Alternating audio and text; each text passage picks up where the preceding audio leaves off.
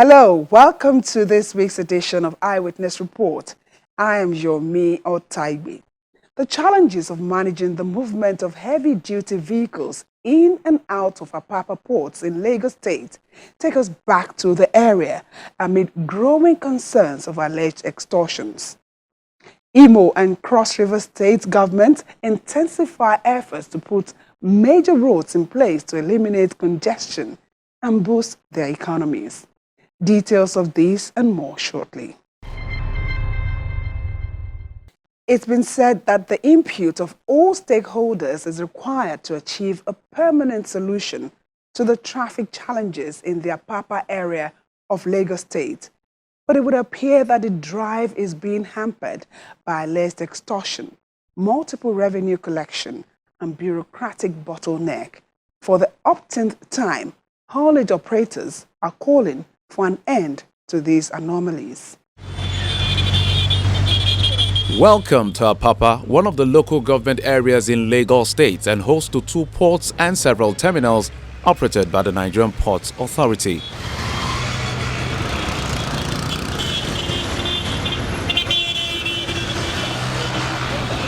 Talking about gridlock and Apapa to some may look like flogging a dead horse. The problem of traffic congestion caused by indiscriminate parking of trucks and other heavy-duty vehicles has defied many solutions.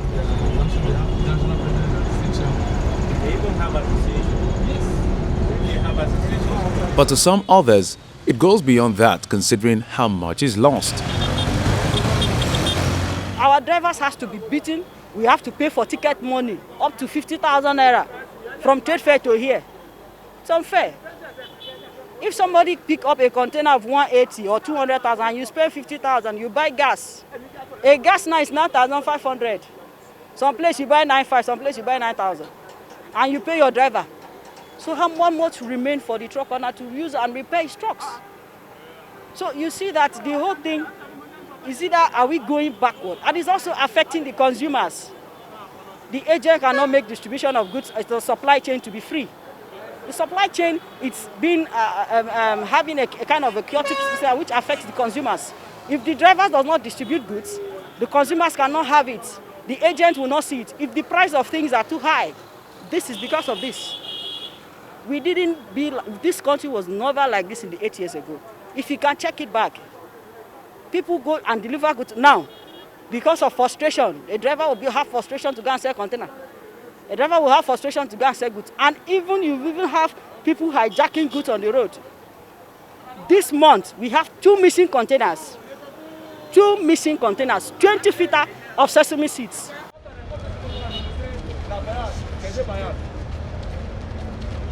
Some stakeholders consider continuous discussion on the traffic situation as a veritable solution to addressing it. Reason they are here. These men and women, members of the Nigerian Association of Road Transport Owners, say they are working in collaboration with the Lagos State Special Committee on Apapa Gridlock.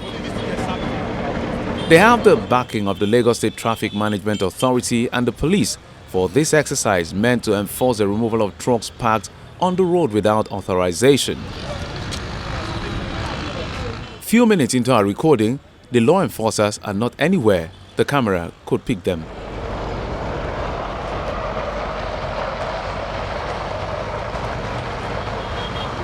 The challenges with the traffic situation in Apapa may be many, but not insurmountable. The process has taken just 2-3 minutes. You can be there for like 1 hour. They'll be pressing phone, they'll be playing game on their phone. Why we have the truck that's supposed to exit the port? And they are doing this just to create an artificial traffic in the port. So that from creating this artificial traffic, something will be coming down to their pocket. The shipping companies, they are also contributing to the problem. They are contributing to the problem in the sense that you will be given a container, and there's no provision for where to return this empty container after you've offloaded their consignment. They now turn our trucks to their holding base. And after 7 days of grace, you still have to pay demurrage on this container. The container that does not belong to us. In the first way, they're supposed to provide a holding bay for us. Once you load from the port, you return their container to their holding bay. It's not their responsibility to move their container from that holding bay to the port. It's none of the truckers' business. But shipping companies are not doing this. We've complained, we've written to the shipping line, the Nigerian Shippers Council, times without number, severally, and nothing has been done about this. Another thing is the terminal operators.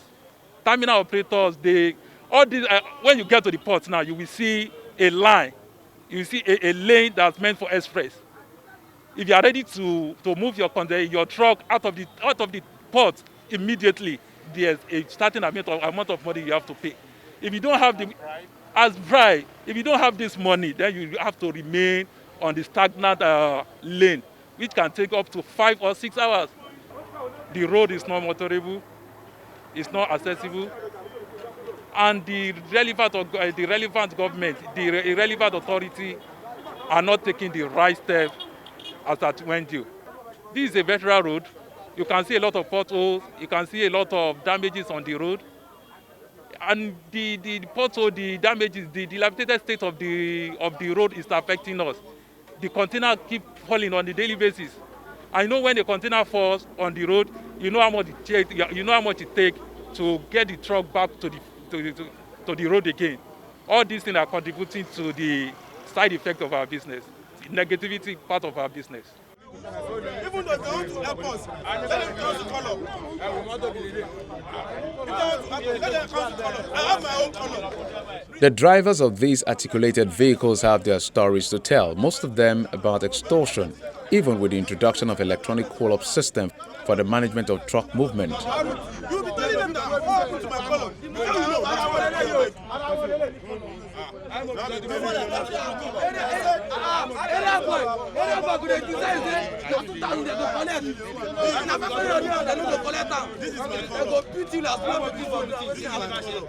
At least they bomb me. I'm a container driver. I did on my work. They asked me money. I said I don't have money. They started to beating me. I'm a container driver. I'm on my work. They stopped me to bring money.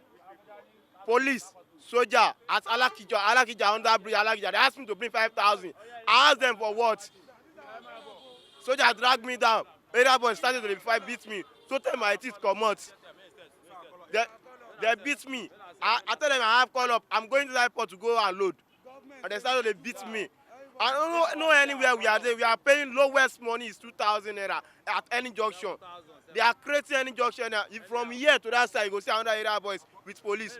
You can fight with police area boys, but you can't fight with any uniform man. With police, you go join last man, road safety, police, soldier. Who you want to follow them fight? Where the money is coming from, because they told us to call up. After you get your call up, you will go where you are going to. But after the call up now, we will still spend under 70,000, 80,000 after the call up. The call up now, they told us to call up now. They say call up now. We are doing my call up. Like this, my call up now. I do it 60,000 naira. 60,000 now. They are doing the call up for us. I swear to God, my heavenly Father, this money. So after the 60,000 naira now, we still need to pay under 70 or 80 to pass. You say you are passing. Any junction, it's all those police, all those last man that take them to join themselves. Maybe they talk to you. They don't want you know how to hear them. They will send the area boys to you. Because they know that the area boys can do anything for them. Because they themselves now, they are doing the things, dressing themselves for this, that the matter, send area boys for you. After everything, area boys will come and beat you, do whatever. So I will not understand the way our life is going like this. So we both should help us. Still talking about attacks on drivers, our camera captures how one of them is being attacked. Now, if you go to let's say you load now, you are going to Agbada side. From mine to Agbada, you spend 2,000, which is not done. Channel's television crew is also attacked and the driver stabbed by an assailant.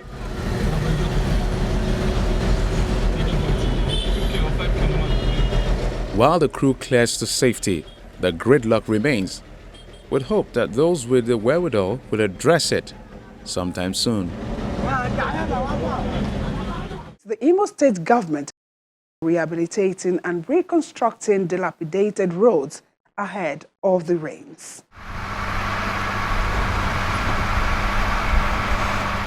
A beehive of construction activities on Bank-Umuguma Road on major road in Owerri, the Imo State capital. Umuguma, which hosts the headquarters of Owerri West local government area, is being transformed from peri-urban status to an emerging urbanized city, adorned with an ongoing construction of a dual carriageway to connect the Owerri-Port Harcourt Expressway.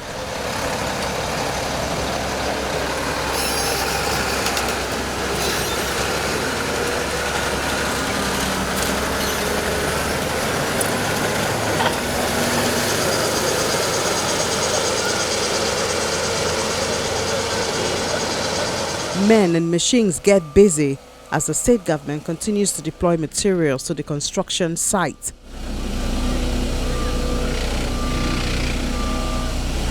Work on the 13-kilometer road has almost gone beyond the stage of building up the road to formation level and construction of drainage system capable of controlling storm water that causes flooding in the area. Our trucks are in the borrow pit. They're bringing material. We have done the right side of the road. We have filled lateral to the formation level. And we are moving over to the left-hand side to fill the formation level. Then we have stone base stockpile now, which in the next 3 days, we start putting stone base on ground. The rain will not meet us. The road will be fixed before the rain comes. We have 2 kilometers on each of the sides to fix within this period of time. I give the community 1 month. The asphalt thing will be on the road and it will be completely done. The increased attention and speed given to the project is in response to Eyewitness's video and several complaints on the deplorable state of roads across the state.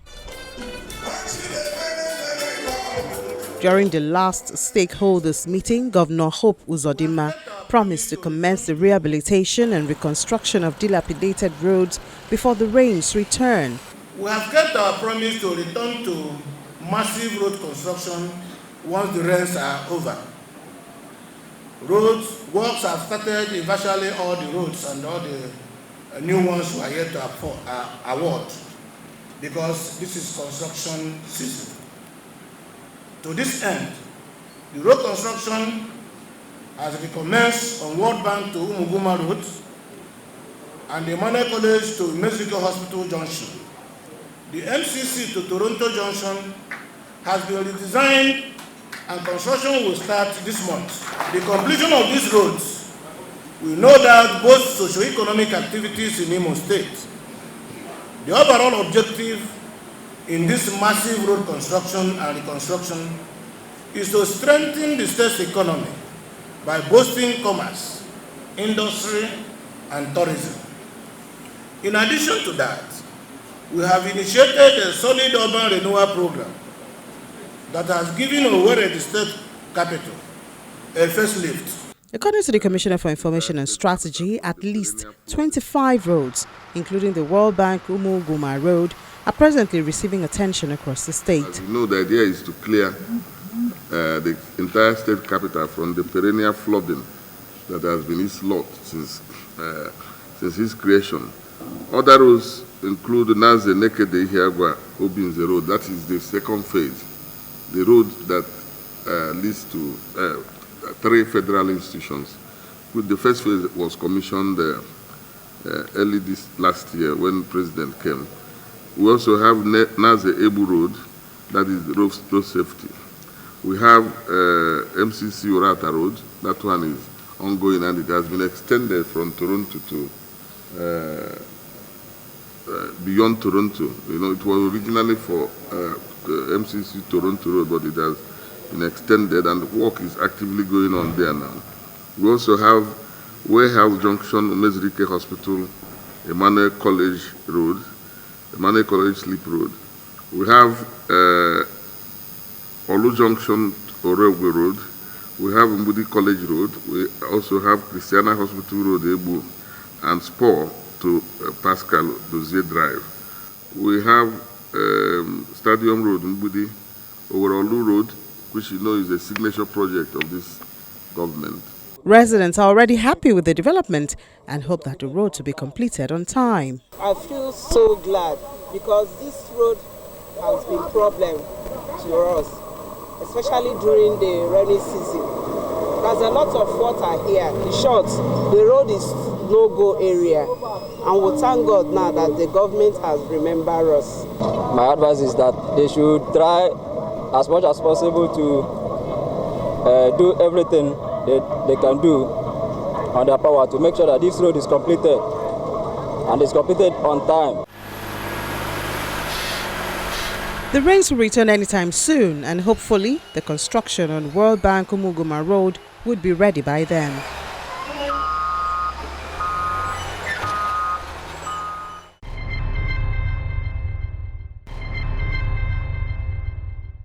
Welcome back. Some of the eyewitness photos featured on the program over time on the deplorable condition of the Odukpani section of the Calabar-Odukpani Federal Highway takes us back to the efforts being made by the state government to restore ease of movement along the axis. A gridlock of heavy-duty vehicles brings traffic to a complete standstill on the Odukpani section of the Calabar-Odukpani road, resulting from the deplorable state of the federal highway.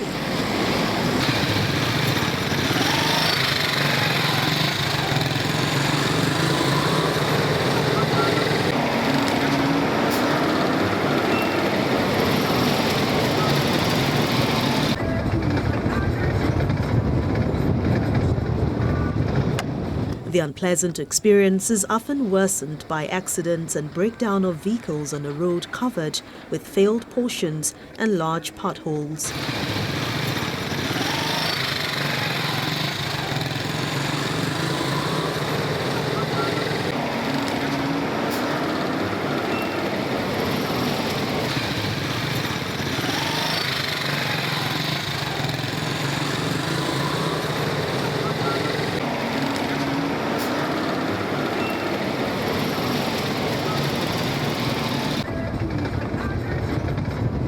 Commuters and motorists spend hours in gridlock between Calabar and Odukpani Junction trying to get to their destination.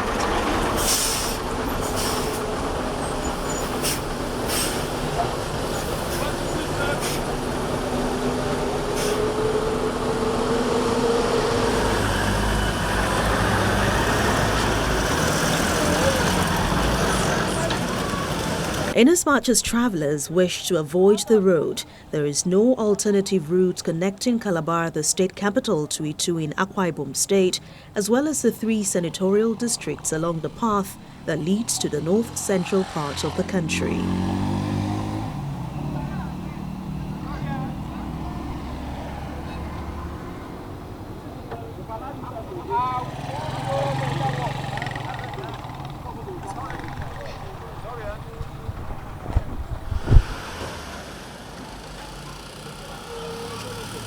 Even with several emergency repairs on collapsed portions, succor is short-lived.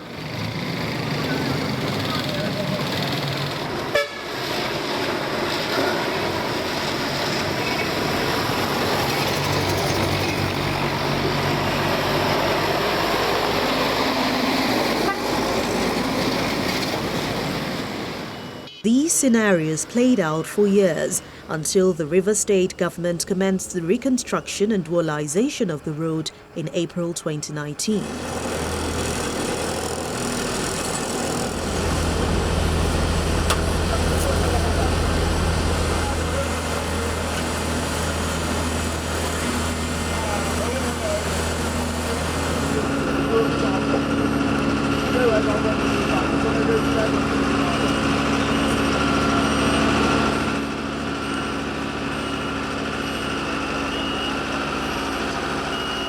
Indeed, this is Greater Calabar, and this Odukpani junction is notorious for keeping people overnight on the approach to Calabar. It has become a characteristic nightmare that is associated with a journey by road to Calabar. And given the fact that it falls within the confines of the federal highway, basically speaking, is a responsibility of federal government. Unfortunately, the request to federal government to intervene on this road has become very, very difficult. So we had to express concern over the yearning, sufferings and aspirations of people who wish to come in even for the carnival and getting trapped and sleeping here for days. Unfortunately, we got approval by the federal government to dualize the road at our own expense. So as a state, we're undertaking the responsibility of fixing the Calabar-Odukpani dual carriage road at a cost of the state, a total cost to the state, without a commitment from federal government for reimbursement. We have to bear that brunt, and this is the price we have to pay given the circumstance of our times. Work has been going on since then. So far, it's been an easy movement of vehicles on the completed lane.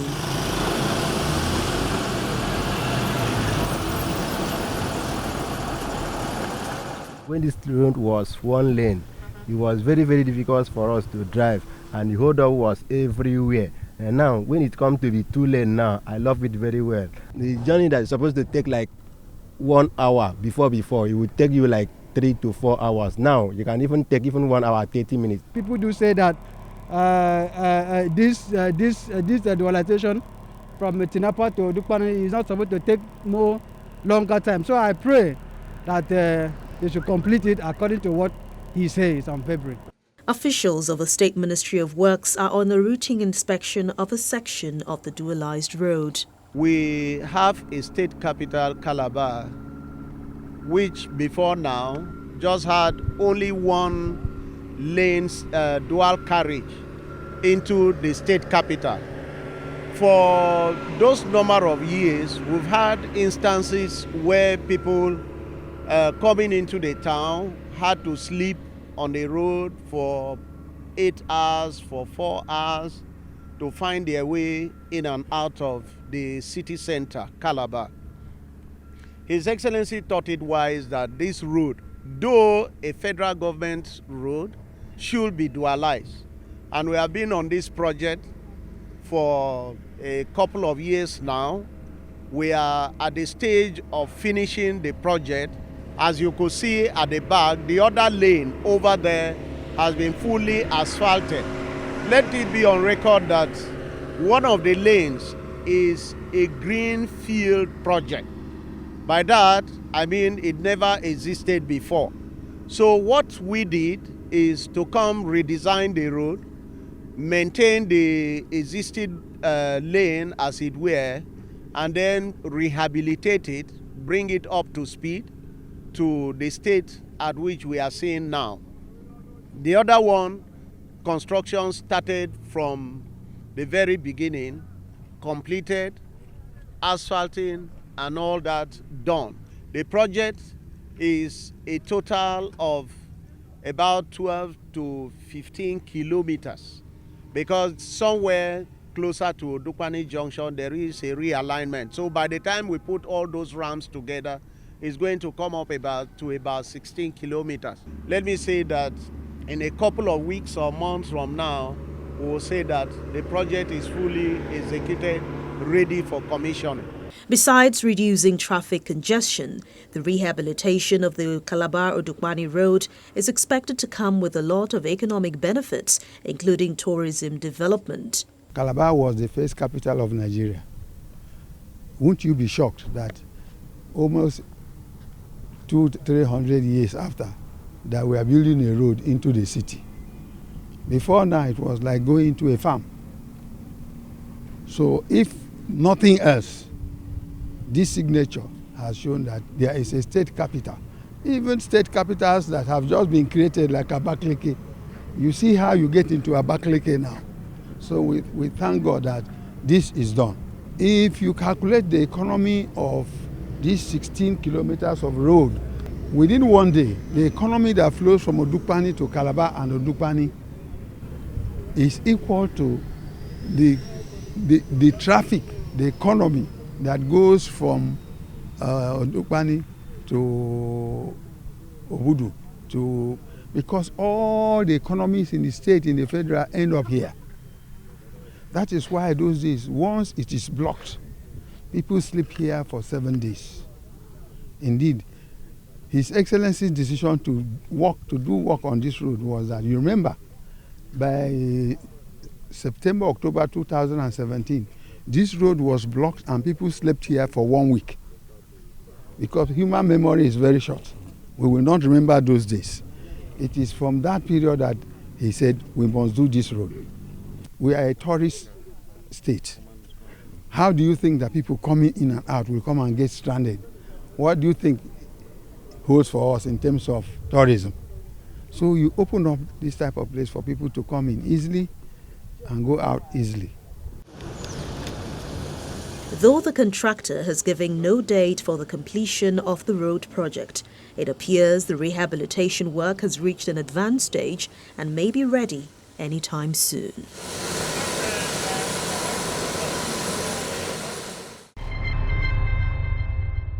That's it on this edition of the program. See you again next week. I am your me Otaigbe.